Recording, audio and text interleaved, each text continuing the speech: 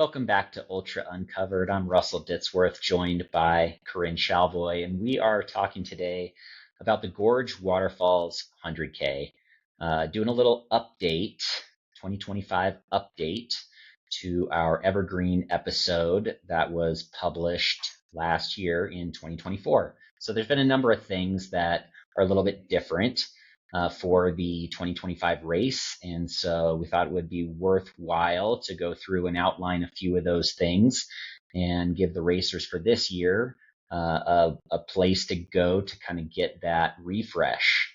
Yeah, and I was listening back. I know you did as well, Russ, to last year's episode, and it's a really good one. We had Keely Henninger on to talk about the race. That's her backyard. She's super familiar with the trails, so I think it is.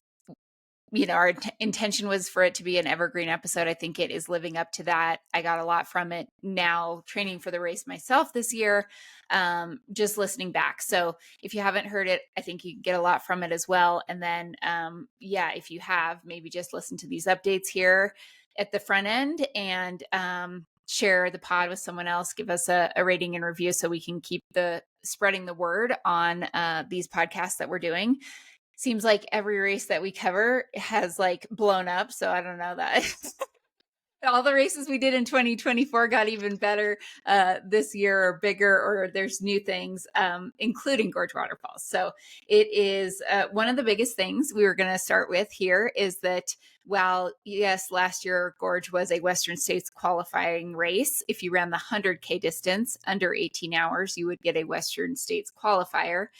This year, it has been selected in 2025 to be a world's long trail or long distance qualifying race for the 2025 US Worlds team, which the Worlds event. This is taking place in September, fairly close to UTMB. There's been questions about that, but a couple of weeks after UTMB, it's in Spain. And the long course is going to be, I think, probably an epic, ton of climbing, kind of similar to what we've seen in previous Worlds courses and routes. But this year, Gorge, the top two finishers in the 100K will automatically get Worlds team spots on the men's side and the women's side.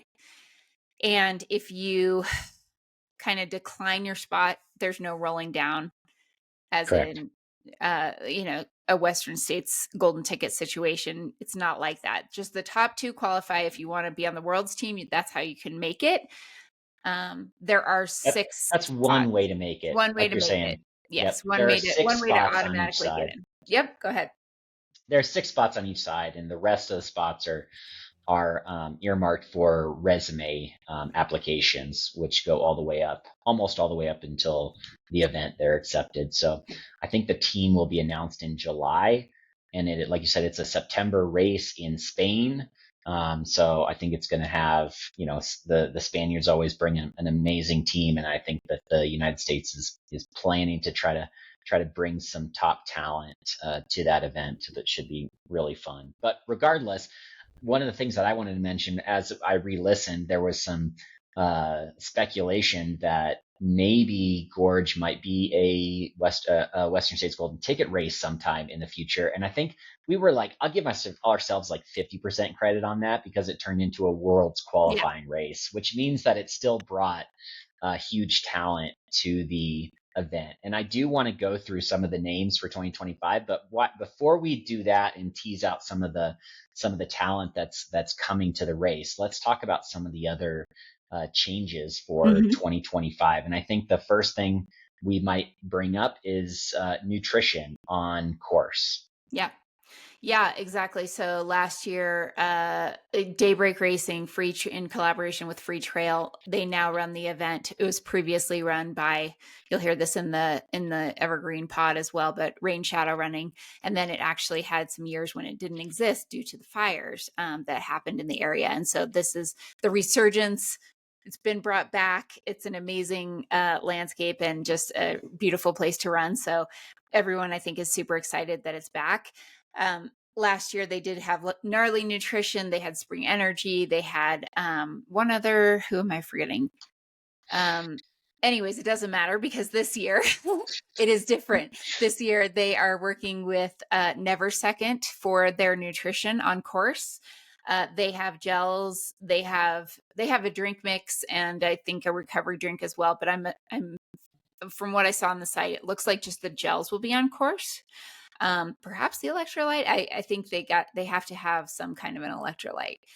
But that Yeah, I makes think it's sense. the gels and the drink mix Gels in the on drink mix. course. So that makes sense Um, that yeah, Never Seconds currently sponsoring the Free Trail podcast, so that makes sense they would align here as well.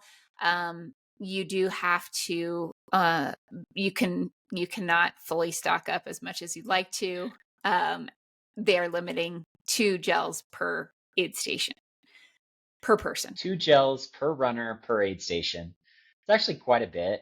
And if you're supplementing a little bit with your own stuff, I don't think that should be a huge issue. Yeah, for all those carb counters out there, these are 30-gram gels. So we're talking 60 grams of carbs per aid station. And there are quite a few aid stations. I mean, they're every, like 6 to 8, 10 miles apart. So there's quite a few, but you may want to also, supplement with your own. Or if you plan to use these at the aid station, maybe try them out beforehand. Make sure that they are going to work for you. Absolutely. Another thing that we had noted here about the start time, still a 5 a.m. start time, pretty early, but it's noted on the website that it is a mass start at 5 a.m. and there are going to be 450 runners. So the event it's selling out quicker and quicker every single year. Just check the wait list and it's got over 100 runners on the 100K wait list. So you can expect a full field for the 100K, and you can expect full fields for both the 50K and the 30K as well. On the other days, there's wait lists that are active for both of those events as well. So they will start the maximum number of runners for each one, and really this is a race where you're going to want to start in an area where you think you're going to match paces with your fellow runners that are next to you. So if you're wanting to be out towards the front, you need to be probably moving pretty well at the start of the race. And honestly, if you're planning to run quite a bit of this event, I wouldn't start anywhere close to the back of the event. Yeah. Thank you, Coach Russ. I will take that into my pacing strategy Go out fast and let people pass you. That's my philosophy. on race day. Um, Yeah, I think that we mentioned this in the Evergreen pod, but maybe something I am paying a little more attention to from a crewing standpoint, if you have crew in the 100K, is that, there is no crew for a while between, you have crew availability at mile 6.1, which probably don't need it, right?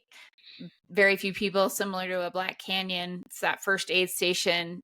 If anything, you're maybe going to top off a bottle and that's it. But then there is no crew until mile 33, which is Wacloa. And there's opportunity to have drop bags at Ainsworth, which you will hit twice between then, but you will not see crew again until mile 33. So if you are running the 100K, maybe consider having a drop bag option, something available at Ainsworth that you could access at either 13.3 or mile 25, if you're going to need to get some of your own stuff in between that time frame. yeah, that's good advice. As you're mentioning crew, I did see a note on here that no pacers also Yeah, for the that's race for new. the 100K. Mm-hmm. So that might be new just to kind of alleviate some of the congestion on the course and things like that. You're still allowed to have poles if you want poles, but no pacers. I think that's an interesting one because it's almost, we see people at these very competitive golden ticket or world's qualifying races, like, use everything that they possibly can. I think there was very few people at Black Canyon, for example, who didn't utilize pacers. And so this is really going to even the playing field, that no pacers at all. I mean, whether you want them or not. It's just not an option. And so I do think, in a way that could factor into some people's day, and it could become a factor if you're very, very used to kind of having that support. It might also be great for some people that like need to just kind of figure out how to suck it up and get it done themselves when they're out there on their own. So it is a unique aspect, a little bit of kind of a European style, no pacing allowed at this Well, 100. and the affiliation with the world team is probably has some impact on that. Like, Yeah, there's no pacers at Worlds, right. so a qualifying race, it does make sense to align that as much as possible if you're going to pick some members of the team there. So it's probably has some impact from like the competitive end of the field. Yep. But obviously it impacts everybody that's there. That's even just trying to get a finish. So it's Hmm. something that you need to consider, and there's things that you can do to, you know, it doesn't say you can't link up with somebody that's on the race. So maybe it makes some of those people that might have wanted pacers towards the end try to be a little bit more social and link up with some folks Yeah, that are running about the same pace, and keep each other company. exactly. Work together and use one another. Um, it's going to be exciting. We want to talk a little bit about the fields. The race this year, 2025, is on April 12th. So as we'd mentioned, they moved it a little later in the spring, hopefully to provide better weather, as it can be quite rainy and slick. So we'll see. You never know what's going to happen there, but it's April 12th in 2025. And the start lists are really insane, and maybe not true to what actually will show up on race day. We were just talking about this before we started. So we'll dig into it a little bit, and we'll name some names that are on the start lists. And we both have questions as to who out of that list will actually be racing Gorge, because hard to know if people are really chasing the golden tickets and going for Western, or if they're, if they've decided that they were going to run Black Canyon last minute and now are going to take Gorge off the list. It's kind of this question of, will people attempt to do Western and potentially a Worlds team? Or if their focus is one of the UTMB races, are they going to run this race knowing that that's only 2 weeks later? So, Corinne, I wrote 25 names for the men, 25 names for the women. And my hot take is that I guarantee that I'm going to miss somebody that's going to run into the top five in both Mm, fields. okay. This happened at Black Canyon too. I picked almost 50 names on both sides and thought for sure there's going to be no one that runs in the top 10 that's outside of my list. And of course there were people that ran in the top 10 on both fields outside of my list that I had no idea who they were. So We need to find out um from Aid Station Fireball and Travis Longcar if anyone had Will Murray. I mean, probably his close yeah, friends. Maybe if they maybe his play close fantasy friends. free for I him. did have his name written down in my 40. Oh, good. Oh, sweet. Um So yeah, because that's, he finished fourth at Leadville, so I knew the name. yeah, But he's one that I caught, but there's others that I didn't. So, yeah, and there were names on the women's side that I think it's two in each field in the top 10 that I didn't have written down, and I had written down 40 or 50 names for each field. So I mean, we don't have to go through all the names, but this women's field is just like a murderer's row of like all of the top athletes right now that are either competing for golden tickets or competing at the top of the sport. Just right off the top, I mean, Aaron Clark, who's out there, Leah Yingling, Rachel Drake, so Shea Aaron, Aquilano. Clark was ran Black Canyon. Yep, Aaron Clark ran Um, Black Canyon. was Uh, what did she end up? Seventh, something, she was in the top sixth. 10. She's just She was it. outside a golden Uh, ticket, similar to her race at Javelina. exactly. And so it's this question of that happened on February 9th. Um, 2 months. Although Abby Hall is racing Chianti, jumped into Chianti, which is sooner than Gorges. Right, So right. people are doing it. Yeah, look, she ran. Aaron got seventh at Black Canyon. So Okay. go ahead. You were saying Aaron, Katie Asmuth, who I know on good authority, and she said publicly on the Trail Network pod, is not racing Gorge because she's Okay, so focusing on that's one name canyons. that's still on that needs to probably be removed. But Yeah. I mean, Addie Bracey's on this list. Anna Loudon is on this list. Brittany Peterson, I don't know when the last time she's raced, but I don't think Mhm. she'd be putting herself on a start list unless she thought she was ready to kind of go after it and have a good race. Um, Rachel uh, Drake and Leah Yingling. I know you mentioned Leah, but Rachel and Leah, now Salt Lake buddies, both on there. I don't know. I don't know if they're racing. I mean, yeah, it's hard to know. I think like Leah has said, like her main focus is hard rock. I'm sure she'd love to make a world's team. She's made one in the past. Um, you said that you saw somewhere Rachel is not racing Western. yeah, Rachel and Leah are both off of the start list on Western State's website, so I'm guessing that they've pulled out as automatic entries back from previous top 10. Rachel was eighth and Leah was 10th last Yeah, year. it's fascinating. Yeah, I kind of knew that was maybe going to be the case for Leah, but I'm surprised that Rachel would not be running it again this year. But like you said, maybe focusing on worlds, maybe a UTMB race. It's hard to know. Shea Aquilano's on this list as well. She's in Western under a lottery spot and also ran Black Canyon was in the top 10, ran a fantastic race at Black Canyon 100K. Yeah, she's So, coming in really hot. yep. Claire Rhodes is another, Northwest crusher. Will this be the Um, longest race Claire has done? I don't know. I think tend to think of her as a so shorter, well, 50K, 46. Yeah, just looking at ultra sign up, it appears that maybe this is the longest. So this might be her um going, yeah, trying to go a bit longer. Because I do she won Mountain Marathon, right? Yep. I think of her as a fast Yeah. mountain kind of Yeah. runner. Jane Moss, who had unfortunately did not finish Black Canyon, but Good newly for sponsored by rethinking. La Sportiva. Now La Um, Sportiva. Yeah. yep. Um, I think she's got a good chance here. Lauren Puritz is in this race. Jade Belsberg is in this race. So there's just a lot of names on the Heather women's side. Jackson. Heather Jackson's on this And list. then Robin Lesh, who I raced at the 50K at Black Canyon, she was third. She ran a 4 hour flat there. It's Jenny Yeeman, who I raced at Kendall Mountain, who won.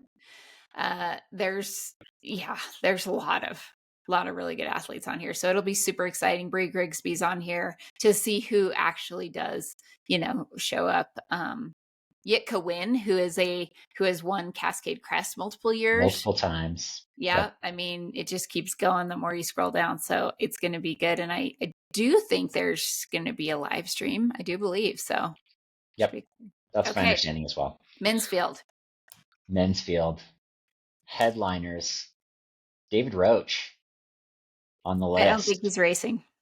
You don't think he's racing? Okay. No, All right. no, I He don't is believe racing Big Alta. he's racing Big Alta.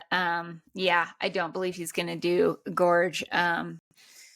Maybe something closer to home. So we'll let him talk about that himself. But I think, I'm not sure we're going to see him at Gorge. Maybe a 50-50, but thinking Big Alta definitely, and then TBD.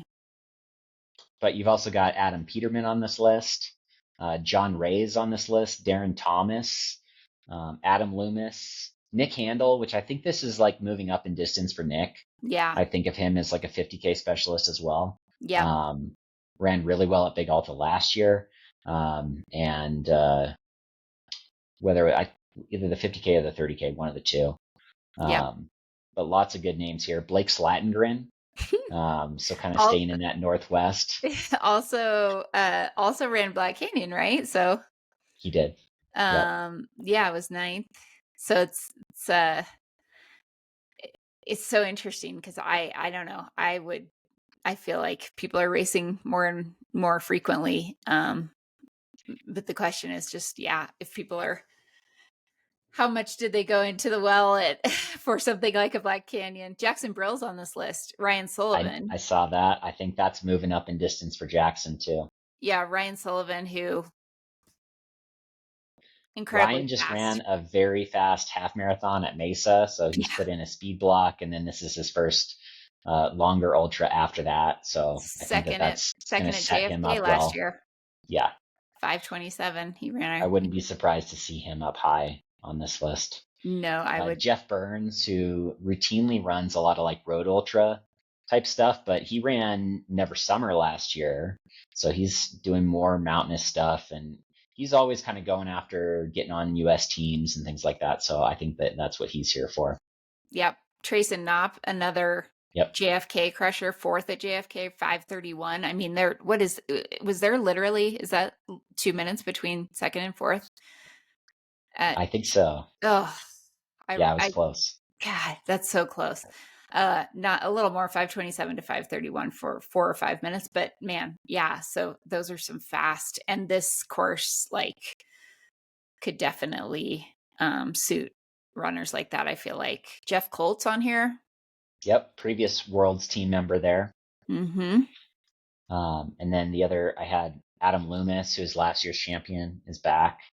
He ran 8:44 last year to take the win in the 100K. Yep. Eric Um, Sorensen's on the list here. Eric Sorensen. I We'll saw Matt see. Seidel on here.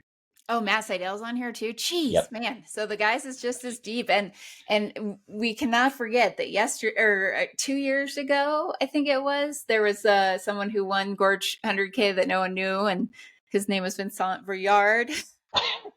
And now Now you everyone look knows. at the now you look at the top list, and it's Jim Walmsley, Vincent right next to each other. You're like, oh yeah, that makes perfect sense. But before, you're right, it was an unknown name. Exactly. Exactly. Yeah. So continues to be a proving ground for fast times, and it's going to be a really exciting race this year. Okay, last question. You think course records are going down? 8:20 in the men's field, and I think 9:34 for the women's field. I mean, With it being a world's team competition, what's the second fastest men's time? 8:28. Vincent. And Jim ran at 8:26. Jim ran 8:20. Yep. 8:20. 8:20. So 8:20 8 in the minutes. pre-fire golden Oh man. ticket I mean, race. I think I would He say basically like soloed it, but I think I would say condition dependent. Like many of these things, like if it's a fairly dry, if it's not like super slick or slippery, I think they're definitely um under threat, probably on both sides, because there is 10 to 20 people that are going to be front running and probably aiming for those splits. Um, and that probably means that a few people are going to stick it. yeah, I think so. I think the level of competition, just the number, the volume of really good competitors is Yep. probably higher than it's ever been at Gorge. I don't think we could have ever listed 25 names on each field in previous races, and so the world's qualification has really bumped that up. And I'm gonna guess there's gonna be course records off both sides. Um, Yeah, I think we kind of have to. It's just the trend of what's happening right yep, now. Everyone's yep. feeling properly, and everyone is seeing that records can be broken at races that people thought they couldn't be. And therefore, I think there's a lot of belief in individuals and in their own abilities that is kind of coming through. So it's exciting. All right. Well, to the audience here, enjoy the rest of the evergreen episode for Gorge Waterfalls 100K. We hope you have great races out there. And this is Russ Ditzworth signing off for Corinne Chalvoy here for Ultra Uncovered. Until next time.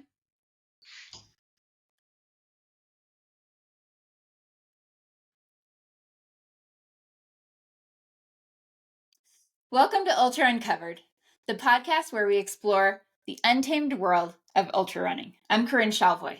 And I'm Russell Ditzworth. Together, we're peeling back the layers of iconic races, challenging terrains, and the incredible stories that fuel the passion for the sport. Get ready to uncover the raw essence of trail running. Episode 2. Episode 2. Here we go. Woo! All right. So today we are going to talk about the Gorge Waterfalls 50K and 100K. Absolutely. This is a iconic Pacific Northwest race that's steeped in tradition and has a long history, and we're going to talk all about it and hopefully give the listener some inspiration to visit this beautiful part of the country. Sounds great.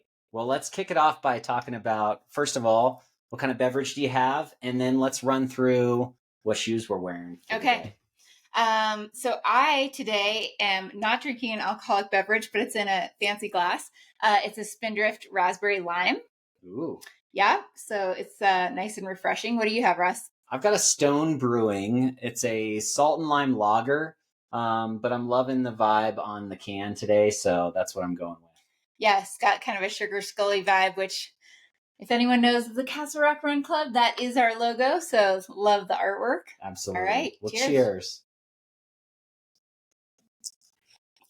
All right. Nice. Now, in honor of Gorge Waterfall 100K, I chose a shoe that can do a bit of everything. It's a shoe that's very comfortable for me, and I think that these are important attributes for Gorge Waterfall 100K. So I've got the, I don't know if you can see it, it is the Nike Pegasus Trail. This is the version 2. Peg Trail 2. Peg Trail 2s. Okay. But it's got a full rubber outsole and very comfortable shoe. Good for road to trail and does well for me on technical terrain. So pretty Nice. happy with it. Awesome. What about you? Okay. Well, you can't exactly see the fanciest part of my outfit, which is this giant skirt, but I have got the Cloud, I should say, Cloud Ultra 2s on, and it was more of like a choice that went with my outfit than necessarily all black. Yeah, they're all black. My friend Ellie Pell sent these to me, and I really like them. I've been running in them, and they're really comfortable. I could see wearing them, although I worry about getting stuff in the holes, so I don't know. But I could see wearing them in 100K potentially. So yeah, it's more of a fashion choice for me today. That sounds great. And I have my umbrella just in case, because we're talking about the Pacific Northwest. You know, we are talking about a Pacific Northwest race, and it's always important to be prepared for rainy weather. I've heard people like Corinne Malcolm say that if it's not a torrential downpour, that's just normal conditions. So lightly raining, that's not even really rain. That's just normal Pacific Northwest conditions. So yeah, you have to be ready to be wet. You have to be ready to prepare for that type of environment while you're running 62 miles. Yeah, so starting with kind of the time frame that the Gorge Waterfalls races happen around in April, they actually have moved the race a couple of weeks later this year than it was last year, maybe in an attempt to better the weather window, but it's also just always kind of a crapshoot, I think, in that, just that part of the country. So this year the race will be April 12th and 13th and 14th. There are 3 distances. We're looking at a 30K to start off, and then the main event, or kind of the marquee event. Absolutely, the marquee event. Yeah, would be the 100K Saturday, and then there's a 50K on Sunday. These each have generous cutoffs, so 6 hours for the 30K. 18 hours for the 100K and 9 hours for the 50K. You do need to finish the 100K in 17 hours, I believe, to get that Western States qualifier, but it's also a Western States qualifying race. Nice. Very nice. We haven't talked about it, but it's put on by Daybreak Racing. This is the group that's linked with Free Trail and Dylan Bowman and kind of that media group that is now also organizing races. And traditionally, this had been a race from Rain Shadow Running, who had also done a fantastic job with this race prior to the wildfires in 2018. This race was a golden ticket race for Western States 2 times, 2016 and 2017. Yeah, and so it has had some marquee stage as well. And I think now this is Daybreak's third go at the race. They did 2022, 2023, and now this race is their third at it back. And it's more popular than ever. So if you do want to do this race, I would look at the signups very early on. They do cap the participants at around 450 people per event. And there's over 100 on the wait list for the 50K and for the 100K as of the middle of February. So a month and a half out, and there's still a fairly significant wait list. That's awesome. So, I mean, Free Trail, Daybreak Racing do great things. I honestly would not be that surprised if at some point this race became a golden ticket race again. It was at one time. Obviously, it's got that appeal. It is, our last episode we talked about Black Canyon. This race is also a race that you can run and that can be run in a fairly quick time, kind of depending on the conditions you're given. So I don't know. I think that it has kind of all the things that, make for potentially a great golden ticket race. So we'll see if that happens in the future. It also has prize money for the top. It does. Top 3 men and women in both the 100K and the 50K. So it's doing what it can to attract a competitive field. And I think you're right. I think it's just a matter of time before this race or another race by Daybreak becomes another one of those golden tickets. Yeah, I remember there's great photos. Of course, Free Trail is a media outlet as well, so they do amazing content. Yep. This year, the race is going to be live streamed by Mountain Outpost. So even though they did do they did a lot of updates and a lot of social and some follow cams and kind of live streamed it last year, but not with a major, in a studio setup. Sure. And so I think Mountain Outpost going to the race this year, doing both the Big Alta, which is happening this coming weekend. We're recording this mid-February, and Gorge Waterfalls. It's just going to elevate it that much more. But yeah, there's great photos of people standing on the podium with their big checks, and that's just kind of cool. That's exciting. Yeah, it's namesake Gorge Waterfalls, so there's got to be some good running pictures up and underneath the waterfalls and with waterfalls in the background. And so the setting is there for this to be fantastic. I don't know that the drone footage is going to do much for them here. So I was talking to Zach Marion a little bit about this recently, and they're going to try to fly drones. They're going to still try? They're going to fly them. Good. They just might be kind of low, and I think that, it's going to be a test of the true, abilities and skills of how the flyers, drone pilots. But maybe if they work in that area often, they're used to it. So yeah, apparently we're going to get some drone footage this year, so could be very cool. Awesome. Yeah, the landscape is really neat. So I had never been to this part of the country, and it truly feels like a very different place. Just the amount of lush, you start driving by and all of a sudden these waterfalls appear out of nowhere, and they're just everywhere, and everything is super lush and moss covered.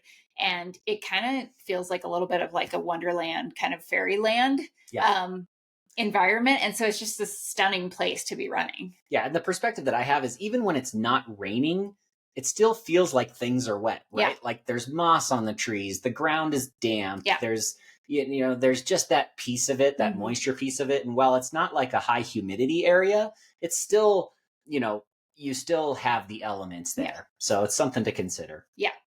All right. So let's talk a little bit about the, anything else. Actually, were we going to mention kind of current course records? Yeah. So let's get back up to some of that info. I think that I had these right down here. Yeah. Why don't you tell us who has the men's and women's course record for the 100K? We'll just stick to the 100K. Yeah, being the marquee event. So 2017, I am not aware of what the conditions were that year or exactly if the course is exactly the same as it is now at Daybreak. But I would say that they're probably similar considering they've kept all of the times, on the same slate. Yep. Mr. Jim Walmsley ran an 8:20, 8 hour, 20 minute. And that was actually, it was either last year or the year before, someone came within about 8 minutes at that time. but he still holds the course record. So Walmsley with an 8-hour, 20-minute 100K. And I think it is just a touch long, in terms of mileage. And then in 2022, Hannah Allgood, who is, one of our local Colorado Springs pros, she went out and smashed the course and ran a 9:34. So that is the current women's course record, 9 hours and 34 minutes. Yeah, that's a blazing fast time. I will be very interested to see if runners are starting to get close to that upcoming with the competitiveness. So anytime you can get within 10 minutes of a Jim Walmsley course record, you're doing all right. It's pretty good. It's pretty good. Yeah. And then just another note here, it does seem like, this is the type of course that lends itself to, it's almost like a little bit like a looped course where you get real close to start finish, you get real close to aid stations that are next to roads.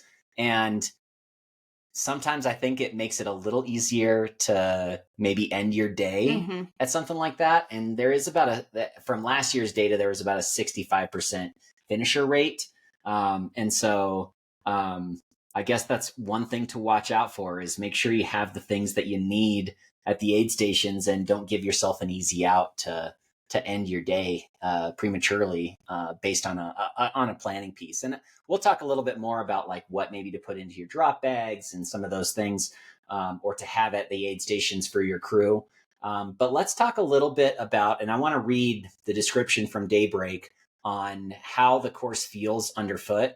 Yep. And then I'm going to ask you what that really means, because I think the description is great, yep. but let's just go with that. Okay. So course description underfoot, this is verbatim from the website. So if you've read this, I'm going to listen. I'm going to have you hear it one more time. The trails feature a variety of surface types, primarily rocky, semi-technical single track mixed with more smooth dirt single track. Course is generally very runnable, with many punchy hill climbs and some very rocky technical sections through the many open talus slopes. There are some extended intermittent sections of paved pedestrian bike path connectors and some rural road shoulder sections to connect some of the trail sections. So when you hear that, what goes through your mind in terms of like how you might prepare for that, or what kind of things you would be thinking about in terms of the ground underfoot? Yeah, I think it's a great description. If I had to say, like, now that I've seen the course, now I haven't run the race, but I've crewed. And so I've seen a lot of it, and I've run certain sections of it just casually. I think that you're gonna, I don't know, I think you probably could wear a road shoe at this race if you really wanted to, depending on how comfortable you are with, slipping or kind of like, either kind of slightly slick rock potentially, or, if you feel just like you can navigate, a little bit rocky technical terrain, with that shoe on. So I think you could go either road shoe or trail shoe. And we talked to Keely in our interview, spoiler, but teaser alert after this about the shoe. But I think that, I think you also need to wear a shoe that you feel like you can move quickly in, that's not hindering that. And you could probably just go either way. Like underfoot, I just think you're going to be on some rocky stuff, but there's going to be some smooth sections, and there's going to be some really runnable, easy, like don't have to worry about my footing. So maybe it's just kind of like that turning on and off the focus and kind of paying attention. And I think you have a good mix of a lot of different terrain underfoot during the whole course of the race. Runnable slope, I think, is something that's important to think about here too. So you're talking in that 5 to 10% range of like, hey, this is something that you would run every time on a training run kind of thing, right? Yeah. What is that called? What's that called, Russ? What did they call it? 5 to 10% uphill grade? I think it's called douche grade. Yeah. And it's really just meant to say like, hey man, you should really probably try to run this thing. But what I will say is there's one big climb in the middle where there's a steeper section. So you might have about a 5-mile section over by the Joaquina Falls area where you do have some steeper, rockier stuff. But the rest of the course, if you average out the slope and the distance, you're right in that. I think it's like 6% grade. So yeah, you've got some flat sections in there, but what I would say is that you should have runnable, movable terrain in there throughout. Yeah.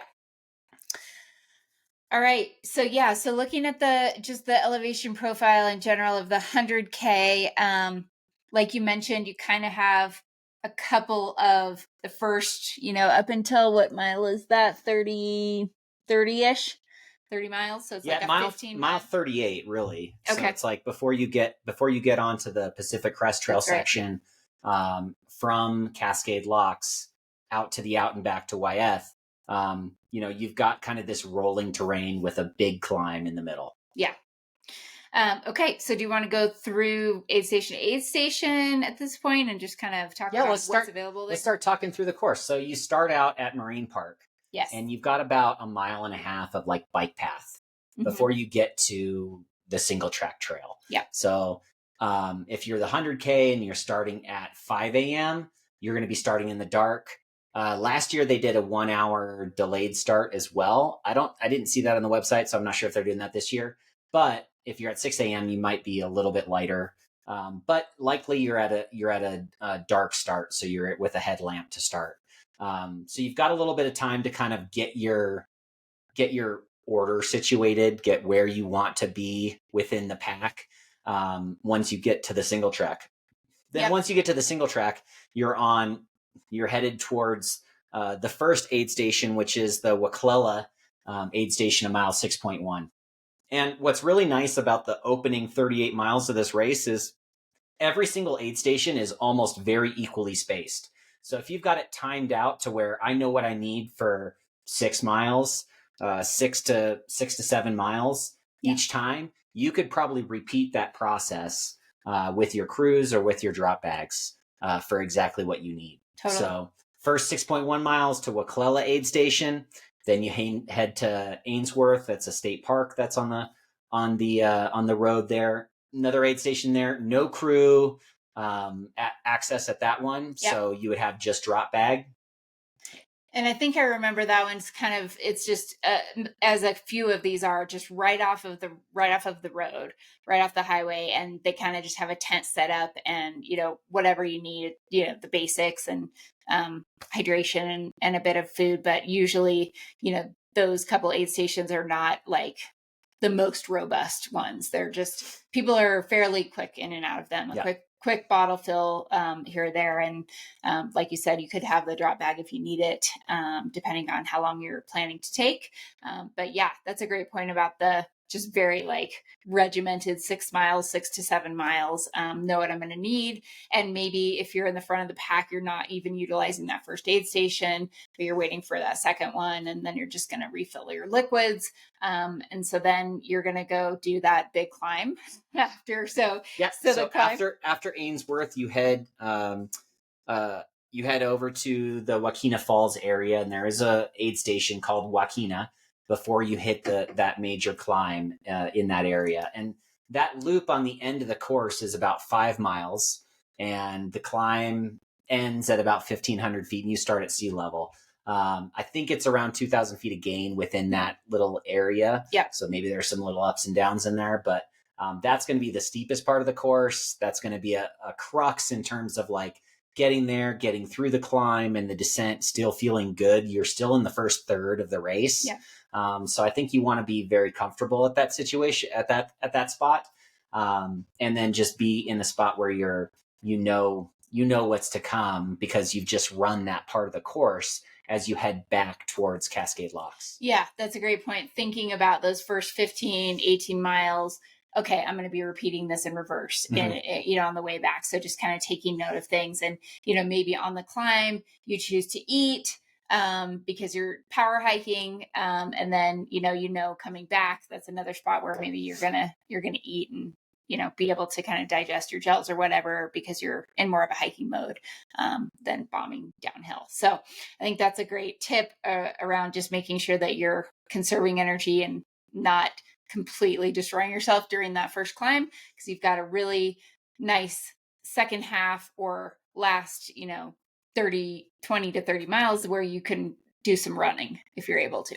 It does say that poles are allowed on this course. So for those that are more comfortable moving on steeper terrain, this would be the area to use it. This would be kind of why you would have them on that technical terrain where you might be slipping a little bit. You just want that extra assurance that you can have, solid movement up and down those pieces of the course. Yep, totally. All right. So then we head back through. We can kind of skip through. So Ainsworth, number 2. You already went there the first time, but you're heading back towards Cascade Locks. Again, you'll hit Waklella Falls and Waklella aid station again one more time before you head back towards the start finish. And then the aid station towards the start finish is called Cascade Locks. Yep. You don't actually go into Marine Park on the way back. We had a friend make that mistake and head down the road. Fortunately ended his day at around 40 miles or so. Yeah. But if you continue on, you hit the Cascade Locks aid station. And I've heard that there's a very special piece to this aid station. I've seen pictures of Yassine Daboon there. Yep. And I won't spoil it for the interview, but Keely has some neat stories about what that group does at that aid station. Yeah, and named Cascade Locks because the town that you're closest to is Cascade Locks, where a lot of people, stay in town there, and it's really just a mile or so up the road, but it is on the trail, right in the middle of the trail, and you cross that aid station twice. A lot of energy there, a lot of very accessible from a spectator standpoint too. And you go through there twice at miles 38 and a half, and then again at 58 or almost 60. Almost done. Yeah. So it's mile 38. And then you're coming back through after you hit the Wyeth aid station, and you hit the Cascade Locks again, 58.8, about little under 2.5 miles away from the finish. Yep. So you get that one last little spot. And while I said, hey, the aid stations are really well spaced out for the first 38 miles, the last 20 miles, 24 miles, not so. It's like you've got a big aid station, Cascade Locks, and then you've got a long section, 10 miles out to Wyeth, right? Mm-hmm. So that section at that point in the day, for the elites, it might only take them an hour and 20 minutes or an hour and a half. Mm-hmm. But for the back of the pack, that might be 3 hours. That might be 3.5 hours out. So that's something to consider, that section out to Wyeth before you can pick up a pacer. You want to make sure you really have what you need. So you hit the Cascade Locks aid station the first time, know that you have 10 miles, do whatever you need to do there. And, I recall that last year when we were out there, it just started completely pouring rain and maybe during that section. People, like, who knows? Yeah. And it kind of got miserable. So, I mean, this is one race where, of course, follow the weather and stuff, but you might just want to have a rain jacket in your vest the entire time, because it could just, you could just get cold very quickly. It could start pouring, it's just maybe a good idea to have something like that and or gloves on your person at all times. You might need a clear umbrella. You might want to run the whole race with an umbrella. A clear umbrella is a pretty smart move. You've got your peripheral vision. You're not going to, you're not going to be blocked out, but you're really going to keep that water and moisture off of you. Yeah, I'm not going to use this anytime in Colorado since we get like one day of rain a year. So this is coming with me the next time I go to the gorge. Oh, that's awesome. Yeah. All right. So at Wyeth aid station, you can pick up a pacer. You're at mile 48 now. So the last 13 miles you can have, last half marathon, you can have a pacer back up the same terrain that you just went on.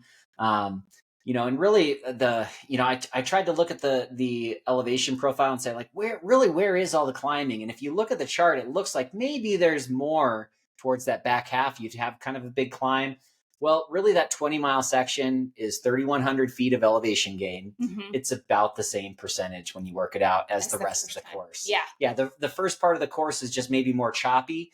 And then this last part of the course, you have maybe some sustained climbs little bit of a descent down into Wyeth, and then another sustained climb back up. Yeah. With some rollers up on the top. So, I think that's maybe the only difference, but really the grade is very similar. Yeah.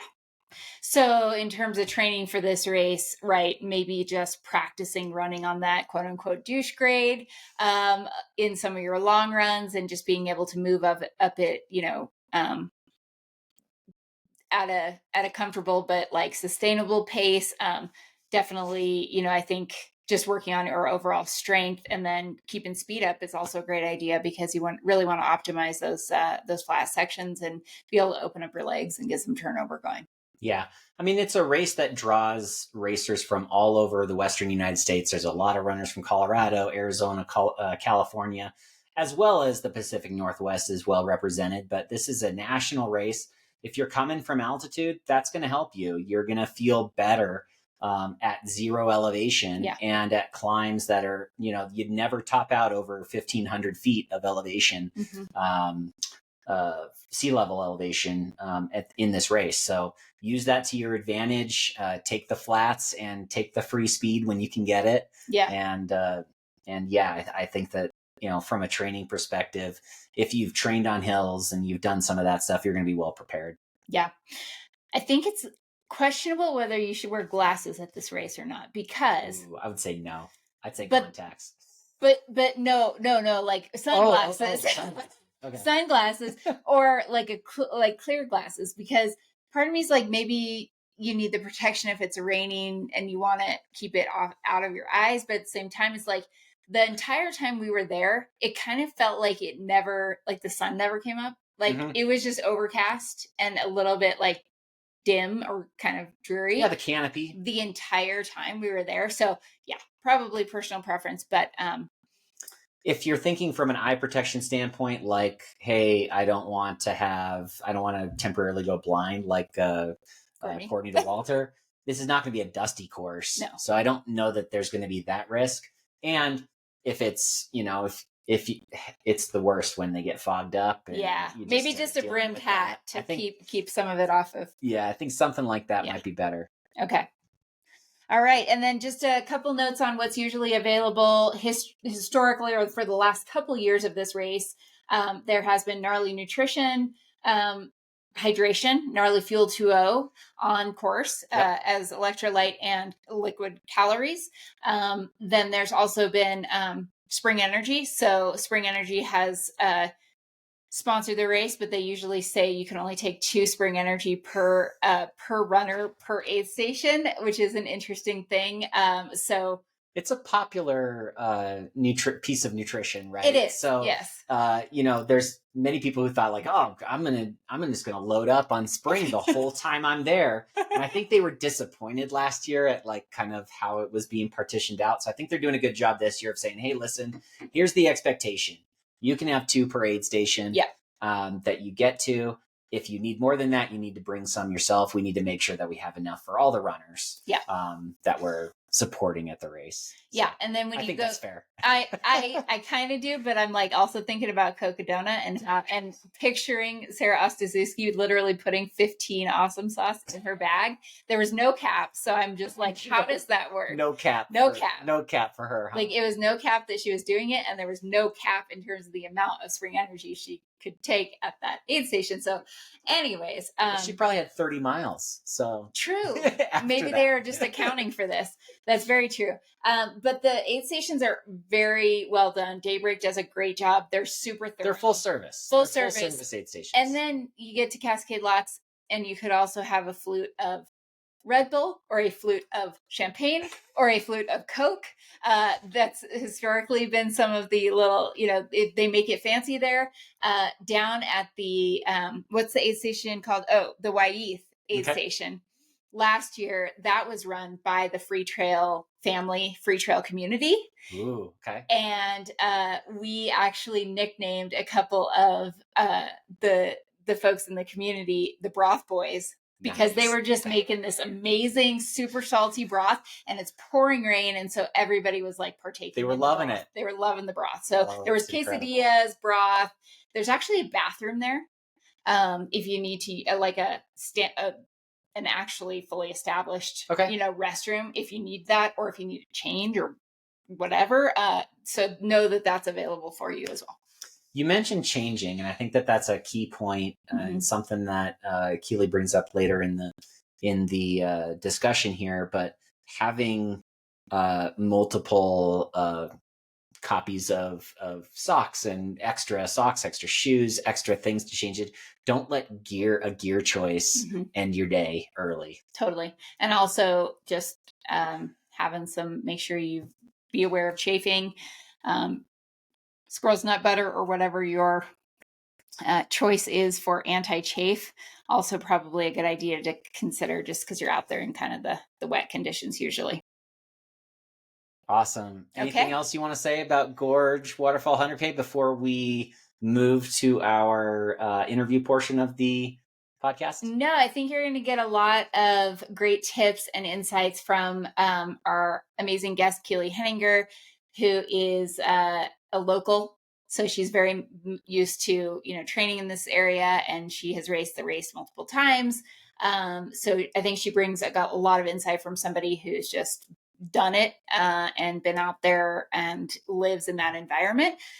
So no, I think that's it. I think the 30K is a great entry to trail running. And if you want to go somewhere where it's just kind of a destination and you feel like you're kind of in a different country, like you're in this unique environment.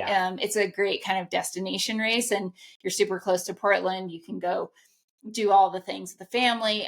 The 50K is, another just fast, great, you want to be able to run some technical, but if you're doing, even if you're doing your first 50K, it would be a great one. I think there's a distance there for everybody. Yeah. And many of our friends did this as their first 100K. It was also quite approachable from that regard. So highly recommend it. And we're excited for you to hear from Keely. All right, let's go. Today, we welcome a special guest onto the podcast. She is a scientist and a professional trail runner, and the podcast host of Trail Society on Free Trail. She's an advocate and a champion in our sport for female health. She is a 2-time Western States Golden Ticket winner and has been racing at the top of our sport for over 10 years. And for this conversation specifically, she is a 2-time finisher of the Gorge Waterfalls races.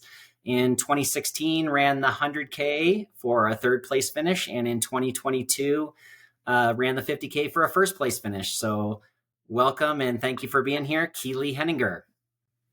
Thanks for having me, guys. I'm excited to talk with you guys about my backyard trails. Yeah, perfect. And also just coming fresh off a win, or sorry, not a win, but a great race at the Black Canyon 60K.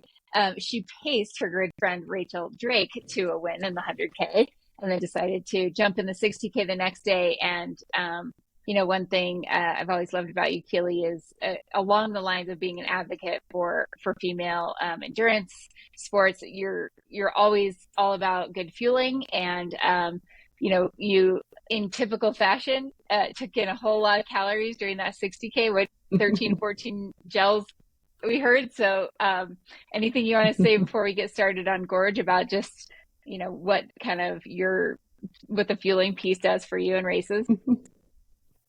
Yeah, I mean, I think as someone who's been in the sport for so long, I got into it as most of us do, with no clue of how to fuel or why fueling was important. And most of my initial races, like, I barely fueled at all. And so I think, figuring out that it actually is really important, and then seeing how pervasive it is in the sport, that like a lot of people aren't fueling properly, and how that can impact how so many negative health outcomes later, made me feel like I really needed to start verbalizing what I was doing, because I didn't think people knew how much fuel it actually took. And so I think Gorge 50K was actually the first one where I posted about it after, and people were like, what, you ate so many gels. And so now I kind of make it a thing. Like every race I try to post a pretty good representation of how many gels I've eaten. And so, Gorge was interesting because it was the first time I did it. Black Canyons was interesting because I was totally bonked out by mile 5. So I really, really pounded the gels in the first half of the race, because I was like, man, I got to do something to turn this around, because I just feel like garbage. And it works. It really does. I felt great at the end. Like if that would have been a 60-mile race, I would have been feeling great. But It's it was amazing. really fun to be out there and yeah, fueling. Obviously, I can't say enough of how important it is. That's awesome. And have you actually run golden ticket qualifying races 3 times, but 1 time not taken the ticket? Is that correct? Mm-hmm. Yeah, Okay. so So you twice Lake Sonoma, Gorge Waterfalls, and then Black Canyon. okay. Perfect. Awesome. So 4. So Amazing. far. Well, yeah, so we are here today to tell everybody a little bit more about Gorge. And like you said, these are your backyard trails. So who better to speak to kind of how to train on them and what they're like to actually be on?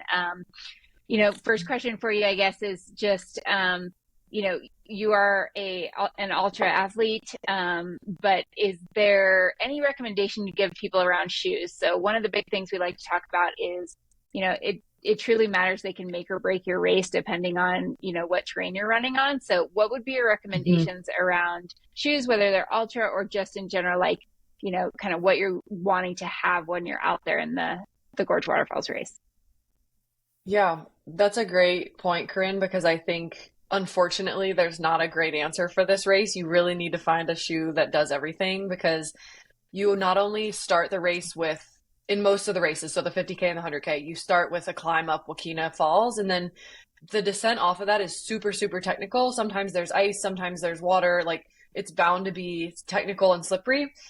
So you need a trail shoe that's really good at technical for a lot of the race. However, some of the race is also on the Pacific Crest Trail, which is really buff single track. And then I would say like 3 to 5 miles of the 50K and double that of the 100K is on road. So you also need to be able to run on road with that shoe. And so I'm lucky that I actually love my shoe that Ultra provides. It's called the BOA, the Mont Blanc BOA, because it is like has these dials that let you like tighten it. It's really good on the trail, but it also is like pretty cushy. So on the road, it feels great. And so obviously not everybody likes Ultra. Totally fine with me. You just should find a shoe that like locks your foot in solid, but is also like a comfy enough shoe that you're okay running on road with it because you're probably not going to change your shoes for the road section. There's just like logistically that doesn't make sense. So you're just going to need the best all around trail shoe you can find that also has some cushion. So I know that's kind of like a hard one to find because we're like, give us the best shoe ever. But for Gorge, I think it would be really helpful if you have one like that. Do you tighten and loosen your shoes in the middle of the race? Oh yeah. Yeah, I do. That's Yeah. And incredible. I mean, I used to not when I had laced shoes, Yeah. and that cost me my race in 2022 Western States. And so now I'm diligent. Like the first slip I feel where my foot's moving too much, I tighten them down. Well, yeah, that's awesome. Interesting. All right, That's Russ, great. next. Yeah, I was really curious if you could dive into maybe some specific things that you did ahead of 2022 or 2016 that you felt like set you up for success at both of those races because you ran great both times. I mean, obviously, I don't know if it was hometown for both of them, but definitely like being a hometown race probably is helpful. But was there anything else that you did specifically that you could share? Yeah, I'd say 2016 was definitely more of a lucky race than an advantaged race. Like I just really got lucky. I think I like again I didn't have my fueling really down, but I think being running on those trails like I was familiar with them really helped. 2022, one thing that I really started implementing early on was a lot of course recon, and so if you're not from the Portland area, just adding in more technical trails than you're used to.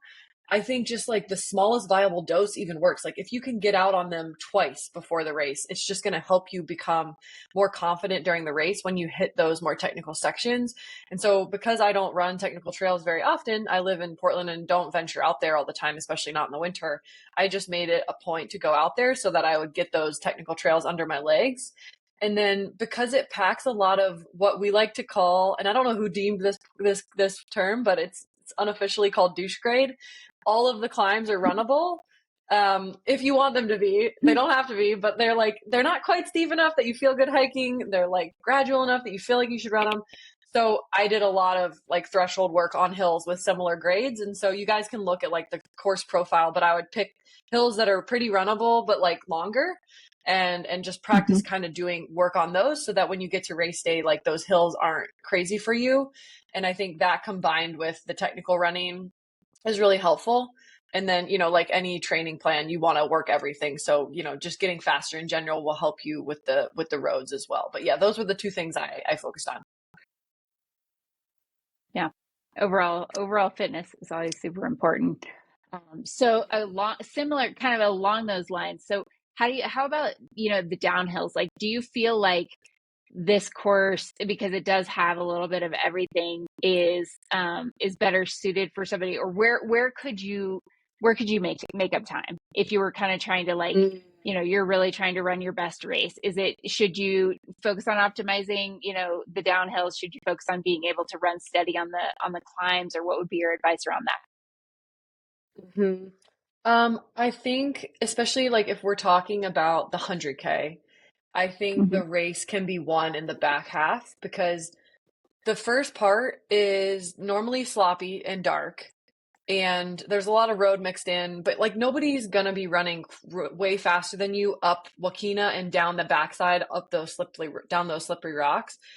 But if you can make it through that section and then run the Gorge 400 trail to the next aid station, then run the road, and then get to Cascade Locks and get on the PCT, and you can run those butter trails fast, that's where you can like make up a ton of time, because again, the climbs on those aren't very steep. The trails are not very technical at that point. So you end with nice cushy trails. And so you can really start like mowing people down if you can just like hang during that first half. Which, in general should be kind of how you race 100K anyways, but definitely for this race, you can make up a ton of time on that back half. And then for the 50K, I'd say it's really just like how I like to word it to my athletes who are racing it. It's like survive the first 7 miles. So like climb that first climb nice and steady, make it through that technical slippery descent down into the 400 trail, and then turn on your racing jets and then slowly pick them up as you get through the technical sections. Because again, it gets less technical as it goes on. So you can really let it rip. But if you burn yourself on that first climb and you can't run the technical or the not technical sections, then you're going to lose a lot of time, because those are the ones you should be running. That's amazing. That's great. Are there any other races that like give kind of similar vibes? Is it just like very prototypical Pacific Northwest?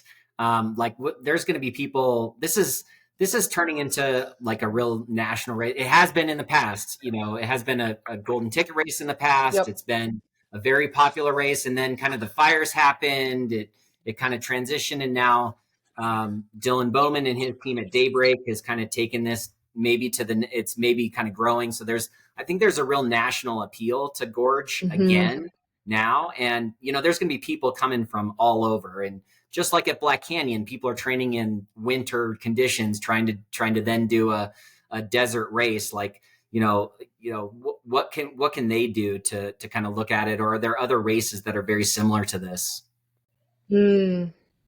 I don't know of any other races necessarily that are similar, aside from maybe some other ones in the Pacific Northwest. Like I'm sure some, like Chuckanut's relatively similar. I'd say Chuckanut's broken up a little differently, where there's a fast section is in the beginning and at the end, and then the middle is the most gnarly. But Chuckanut's probably a pretty good, like it's relatively similar. Probably anything up in BC is going to be close, and then like Tillamook Burn. There's a lot of other ones that are a little south of Portland that also have similar trails. But I would say like they're not specific to Portland in the sense that you can't prepare for them anywhere else. Like if you're in a different state, just find the trails that you have that have the most climbing in them and have the most technicality. And like you're not going to be unprepared by doing that. Like I have a ton of athletes. One athlete trained for it in Montana, another athlete trained for it in Flatland, Iowa. So like there's a way to get around it. It's just, you got to be a little more creative. So you have to go seek out trails that maybe are a little more technical and not, and then just work on hills however you can, whether that's a treadmill, a short little hill in your backyard, or like you actually have access to more bigger hills, then that'd be great. But yeah, I'm not sure of any races that are like a 1-for-1 for this one. It's its own, And then it's I guess as a unique, follow and that's why you have to go do it because it's the only one that's like it, right? Yeah, yeah. Good. And you should probably prepare just mentally for really crazy conditions because you might get a really great day or you might get a Yeah. crazy day. Yeah. I mean, the way I picture it is it's like canopy tree covered the entire time. Like you don't see the sun hardly at all, but I guess that's just maybe like from an outsider's look at some of these things. I know Corinne and a few friends went last year and, set up this camera shot next to a waterfall and we're like working on, there's just like iconic pictures of Hmm. this race kind of all over the place. Yeah, the Yeah, scenery is it's amazing, beautiful. but it was very, very like dreary and kind of dark-ish while we were there because it was really rainy, and the race I believe moved a couple weeks later this year. So part of that was in an attempt to maybe get it to a little bit nicer weather window. Um, it was pretty Yeah, sloppy which is kind and of a fool's muddy. errand. Yeah, right. It's like Colorado. There could be snow or sun, but yeah, Yeah. like either one's equally as as like possible. But Hmm. okay, so I one question that just came to mind as we were talking about this, did you wear a pack for both races? And do you think that with the way aid stations are set up, you could go either way depending on just kind of what your personal preference is? Hmm. I used a handheld for the 50K. So I think that 50K lends itself to being fast if you want it to be. You don't need a pack because there's a lot of aid. And so Yeah. you can get by with just a handheld, especially if you are diligent and you fill it at every aid. Because I had a friend who did a handheld and didn't fill it, and then they ran out of water. And it's like, well, of course you did. Yeah. But I'd say like you can also run a 50K with a pack. Like that's fine too, and just fill that at every aid. Or maybe you can skip an aid because you have two bottles. And so I don't think there's like a one size fits all for that, even though there is a ton of aid, because I think some people just feel more comfortable with a pack on. They have their hands free. They don't have to carry, little weights the whole time. So I think a pack for the 50K is also fine. And then for the 100K, I think it would be silly to use a handheld. I think a pack is where to go because it just lets you hold calories and backup calorie options in case those calories don't work, and then lets you always have an extra bottle because again, to our points, like it could be dumping on you rain and cold, or it could be like 65 and sunny. And for those of you coming from Colorado, you might not be quite ready for that yet. So it's better to have the two bottles, I'd say. And then if you have a pack and you're doing the 100K, you probably will need a raincoat. So it's good to just have that in there too if you don't want to get just completely drenched during the race.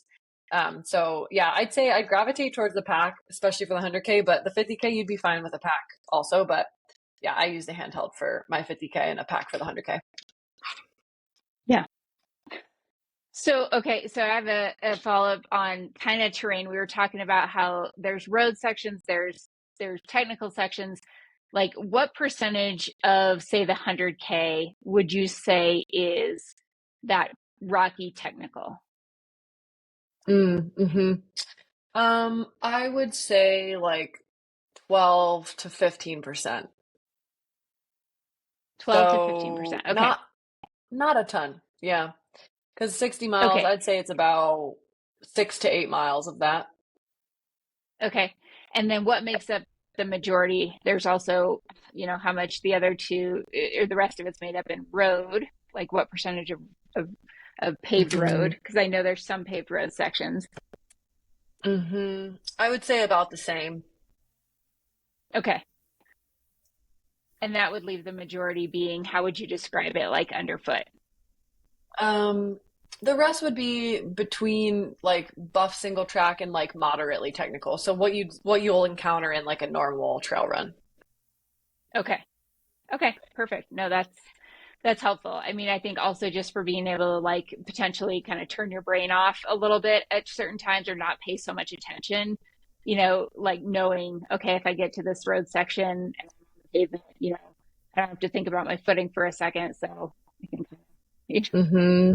like zone out or what, whatever, I don't know, as opposed to having to be engaged fully the entire time.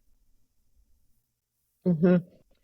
Yeah. Yeah. Just don't disengage too much, because that's what I did at Western States, and then I fell on the road. I know. So, so Um, too soon. Pro tip. Pro tip. I know. I know. That's where you always, I just fell at Black Canyon and it was on a smooth section. It's like, Yep. it gets You you at stop paying attention and then it gets you. Yeah. exactly. Like Exactly. I did fall at Gorge the 50K a couple of times, and the first time was right on camera, like at mile 5, right in that really technical section. We were like all running in a group, and then the camera guy's right with us running too. It was just chaos, and like of course I fall right there. But that section you will fall on, and it will be, even if you're being mindful, it's slippery. So just be really careful on it. Like I tell all my athletes, like falling there is not worth it. So if you need to slow down a little bit in that first 10K, it doesn't matter. Like you're going to get it back. And the first 10K and the 50K, it's like mile 20-ish in the 100K, because you go out to it after you start in a different spot. So that big climb area with the technical descent, just take it easy. Did you find a big difference between your experience at the 100K in 2016 versus 2022 with the difference in the race organization? Mm. I mean, it definitely has more media coverage now. So, I mean, back in what year, what did I do at 2016? Yeah. Wow. There was no coverage. Even it being a golden ticket race, right? Like you just looked at Iron Far after the race to see who At the won. end, It wasn't, yeah, it wasn't like broadcast. maybe you had an So update, but that was it. right, yeah. So yeah, it was a completely different. But it still drew a lot of women. Like I remember running with Darcy and like some of the OGs in the sport, and like it was a stacked field then too. And so I think that is still the same. But yeah, there's like a lot more hype around it now. I'd say the race orgs are doing a lot more commentary during it. They're like elevating the athletes afterwards as well. So I think it's just like a lot of the sport right now, it's just being elevated. No, that's really cool. I'm excited to see if it ends up becoming a golden ticket race, or Hmm. either that or Big Alta. I'm not sure, but I think my hot take is that at least one of those is going to be a golden ticket race sometime soon. Oh, I like that hot take. I think they'd both be great. Yeah. Yeah, we had Hmm. a group go out. So I was actually going to race, but I was injured. So I just crewed, but it was a number of our local run clubs, first 100Ks, and one of our runners first 50K. And I think everybody just had a fantastic experience, even though it was not the best conditions, and it was, kind of Hmm. rainy all day. Actually, it poured for a good amount of it. But yeah, I think overall, just the atmosphere and the vibe was something that they were super excited to be around. And it was kind of, you just felt like you were like in a different place. You felt like you were running in a unique environment. And like that was just a really cool part of it. Hmm. All right, thinking about maybe some of the runners that might be mid or back of the pack here. Call out maybe something that they should be looking forward to, or like a section of the trail that they should be like really like looking forward to seeing, or something to that effect, because they're going to be, you said they start in the dark, most likely they're going to end in the dark too. And so those middle miles, hopefully they see some waterfalls or some things like that, but what should they be looking out for? Oh my gosh. Okay. So, first of all, the sunrise in the gorge is the first thing they should observe wherever they are in the course, because that is the most beautiful thing in the area, I think. Again, I'm biased. I live here and I love it, but it's so pretty. The second thing would be the waterfalls, obviously. So, Joaquina Falls is beautiful. Tunnel Falls is beautiful. You run through so many of them. Just take it all in. It's really cool. And also, those sections are typically the most technical. So, just slow down on purpose, because you're being safe and you want to experience the waterfall. And then the third is the aid station by Yassine and the Wolf Pack, because they always dress in the craziest outfits, and they'll have like fun little like I don't even know, goblets with like pickle juice in it, and they'll make you feel like a queen, and they'll give you whatever you want. They'll heckle you. They're so fun. And so look out for that aid too. Make sure to stop at that one and like have some fun, because they're really, really fun, and they do so much for the Portland area, and they also always volunteer at these races. And so their aid station is always my favorite whenever I go and run these races. Yeah. I heard AJW make a comment about, hey, I noticed nowadays these people are staying in aid stations longer and longer.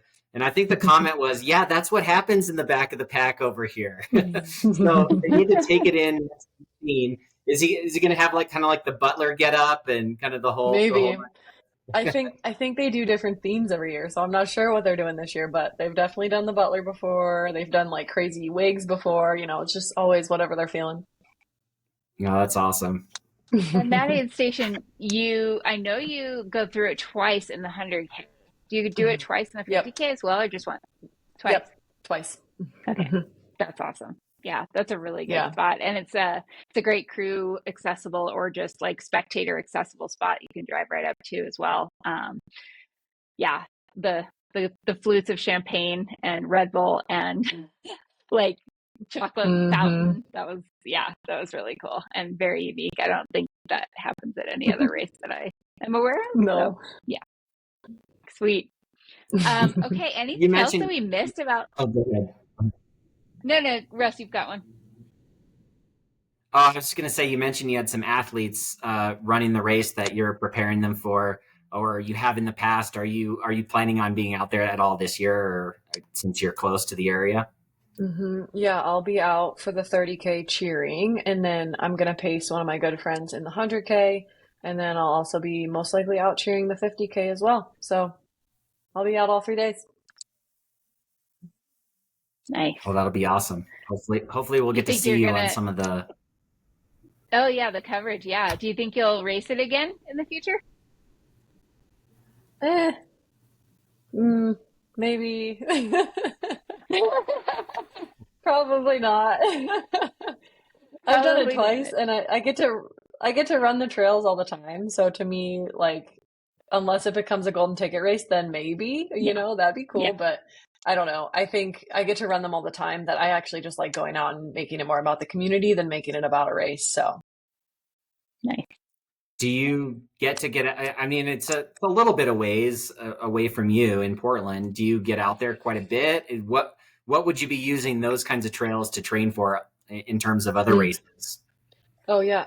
Well, I'd say the Gorge is where you get the most vertical gain per mile in your run. So if you want a lot of elevation gain, I go out there.